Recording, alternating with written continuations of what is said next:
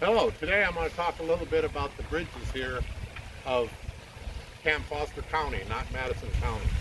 Right here I'm standing on the oldest bridge out here, which is the Stone Bridge. It was built in the earliest tags, say 1957, and it was repaired again in 64 or added on to. And then in 2012 it was remodeled again. That's when we decided to make it a wider bridge. The problem was that it was sinking away, so I basically made a skid loader trailer and we set the trailer on the bridge and then we cemented it over. So it worked pretty well for that purpose. The reason they had a bridge here was because right over on that section is where old Sal used to set, the bathhouse that was here for many years. And interestingly enough, when we redid this bridge, we found the sewer line and the water line that went to it, because at one time over there sat the septic tank that serviced the dining hall and then obviously this building. So it's been here a long time. The neat thing about it is all this rock is native rock to Camp Foster. We didn't bring in any rock. It's all stuff that we found. Trust me, we're on glacier type lakes, and trust me, you can't dig a hole without hitting a rock.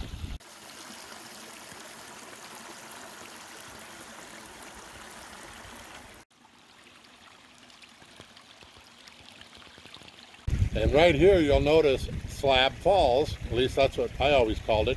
That's actually a piece of the old Sal bathhouse that sat right to the left of the bridge when you go across the Stone Bridge. All right, another bridge we have here is the earthen bridge down here by the Rec Lodge. This was originally put in my early years, around 83, I believe, if I recall. This was put in so we could ride the horses all the way around a full loop.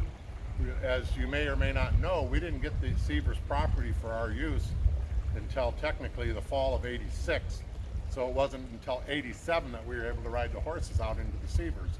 So for a trail ride, they actually came down around behind Tent City in the pool, and they came here and they used to have to dead in and then go back. So when we added this so the horses could come through and ride a complete loop and then come up by the chapel and down the road, and that was their trail.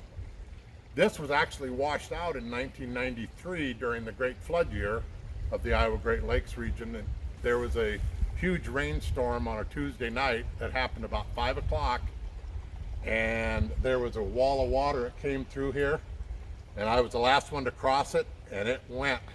And I had to fish this great big culvert out of the lake afterwards, and then we rebuilt it.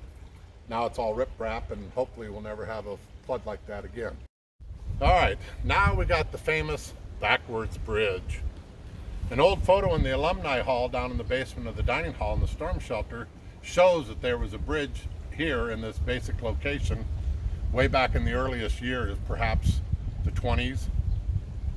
And when I started here, this was not called the backwards bridge. This was simply the wooden bridge. It was an all-wood bridge with wooden spindles, 4 foot wide. This was the wooden bridge. Then we had the stone bridge. Then this bridge started getting really rickety because the wood started getting rotted and the joints and the bolts and everything started getting loose. And so when kids would come running across it, it would shake and the railings were falling off and everything else. So it was actually a staff member suggested that, you know, if we had them walk backwards, then they couldn't run and it would be safer.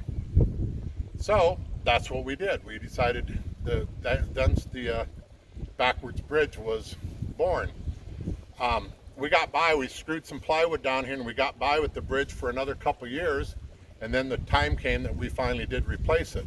And when we replaced it, I just folded in the old railing, and with the help of a match, I burned all the old wood off.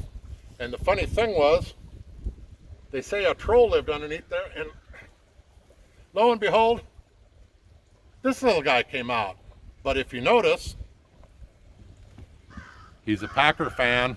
We've been buds ever since. So there is a troll. He didn't appreciate losing his bridge, but they got by.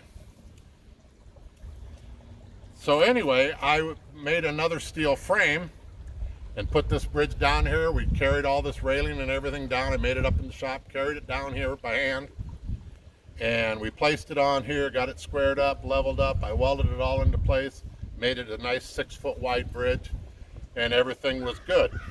So that's what we've done to build this.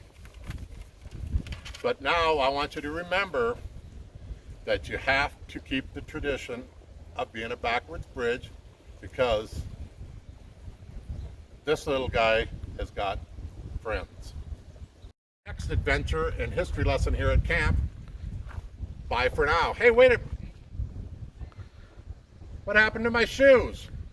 Do they look like these?